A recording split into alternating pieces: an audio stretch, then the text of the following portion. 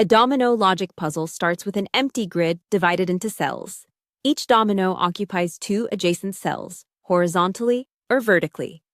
The challenge is to determine which pairs of symbols, numbers, colors, or images belong together, using clues provided in the grid. By default, the stack of available domino tiles is printed as well, but you can switch that off as well. Puzzle Maker Pro. Domino Logic supports several options for your domino tiles. In addition to the regular domino dots, we have colored tiles. You can even add randomized shapes to the colors. There's also an option to use letters, and you can choose which letters to use. You can even give each letter its own color. When using numbers, you can select a number range and select random numbers for each domino puzzle.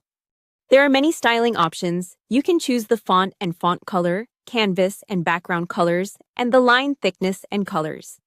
The canvas color applies to the entire image. The cell background is for the tiles only. If you want, you can create pretty wild domino puzzles for printables. Always save your perfect settings as a preset. Presets are stored on your computer, only for you, and help you to create consistent styling and an efficient workflow. I hope this tutorial helps you to get better results with Puzzle Maker Pro, Domino Logic.